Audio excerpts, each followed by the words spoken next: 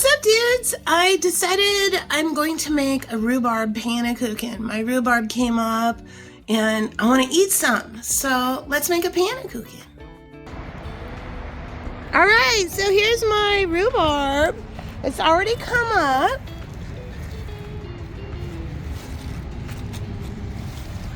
It looks so good. So I'm just gonna pull. So when I pull the rhubarb, I'm just gonna pull it up and it pulls it right off. And I think actually one stem is gonna be enough because I'm gonna also have blueberries in it. So thank you, Barb, for your harvest already. Let's take a look at everything else. Let's see how everything else is going. The tomatoes are loving it. This whole side is accordion tomatoes. They're doing great. Kale's still kicking it. Everything's doing really good. Beef steak, another beef steak. The Roma. This Roma was really little, and it's already gotten bigger just since being in the ground. My cherry tomatoes. Looking good. Want to see what else I saw is coming up? All right, so here I am on the outside of my garden. My garden is surrounded with this deer fencing, so it makes like a big room. And I still have to pull off some of the beans from last year. But I recently threw a bunch of beans and peas down right along here. And look it, here they are. They're coming up. See another one down there? Look here. Pretty neat. So an interesting thing about a pea, how a pea grows. So a pea will put all of its energy into the plant and grow it up.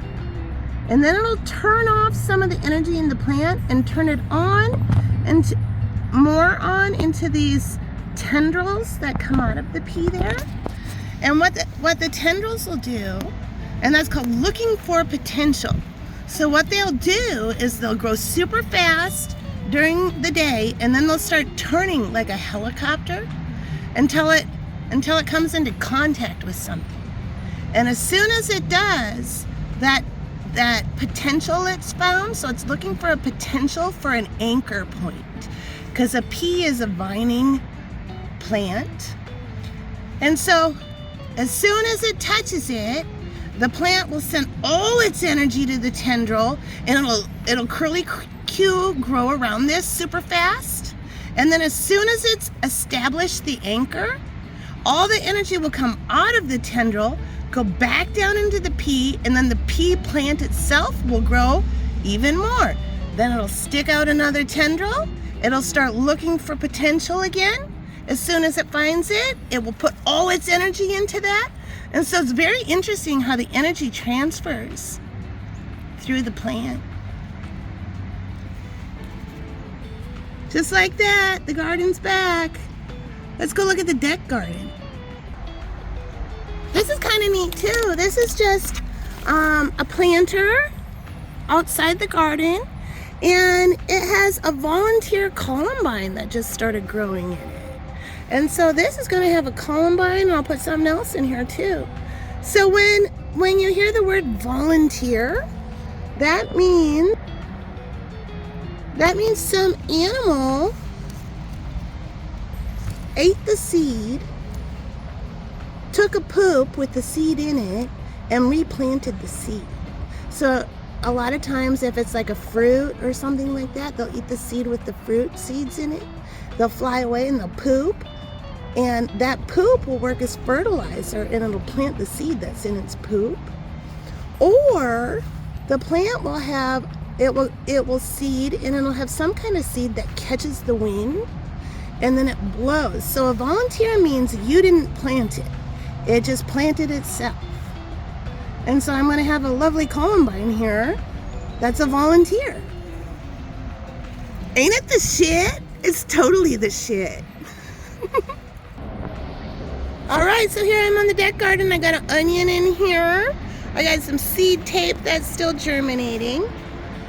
My nasturtium are growing. This is a vining plant too. And so I'm going to get a little trellis thing or something for it to grow up and just put it in here. I have some lettuces here. Look at this one. Started from a tiny little seed. Look at it now. Here they all come. I had a squirrel coming at night, rooting around, so I put this little hedgehog in here, and he seems to have scared him off. Here's a strawberry. Look at, there's a little strawberry. This I did not start from seed. This I got at the hardware store.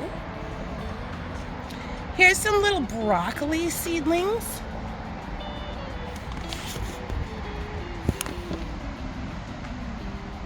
Some more lettuce, parsley right there. And then the flowers are coming. I have zinnias here and bells of Ireland together. So this is a zinnia. The kind is called candy cane. And then right here is bells of Ireland. That will be a long, tall plant with little green bell-looking things on them. It's one of my favorite plants. I love it. They're kind of hard to grow from seed, and I started all of these from seed. Here's some more zinnias and a whole bunch of marigolds. I started all these from seed too. And these were seeds that I didn't pay for. No, I just harvest the seeds off a marigold plant that I had from last year. I planted some beets.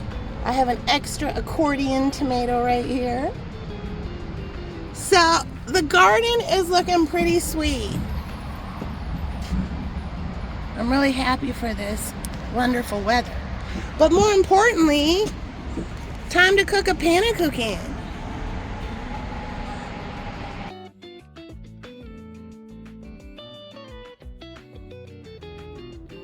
Alright, so I need 6 eggs, and I have 6 eggs in here, but I wanted to show, see how that shell got stuck in there? And so the best way if you get a shell stuck in something is to use the shell to get it out rather than a spoon or your finger. That way it doesn't like glob all over the place, and the shell gets it out the best. So that's a kitchen hack.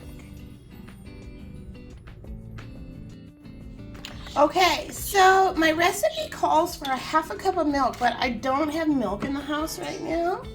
And so what I'm gonna do is I'm gonna add about 1/4 cup of water. I do have half and half in the house. And then I'm gonna add about 1/4 cup of milk, and there you got a half a cup of milk.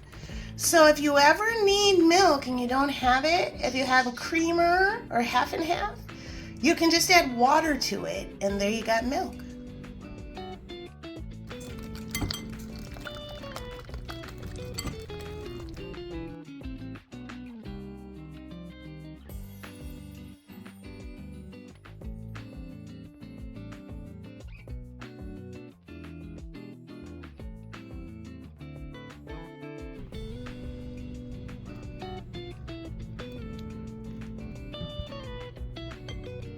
All right, we're ready. All right, so I got 2 tablespoons of melted butter there. It's kind of hard to see it. Pan of cooking! Oh my God. Yum. Can't wait to eat. It's poofing down. So good.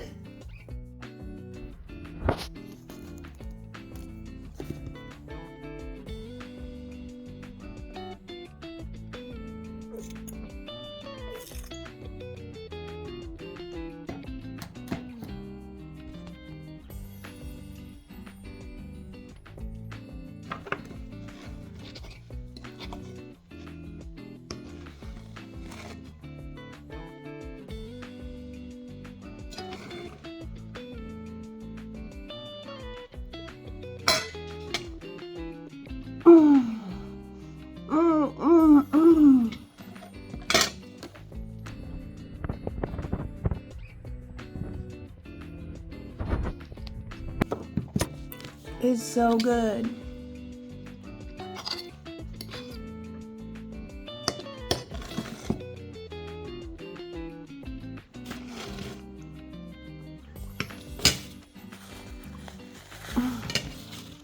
Just to get some crust.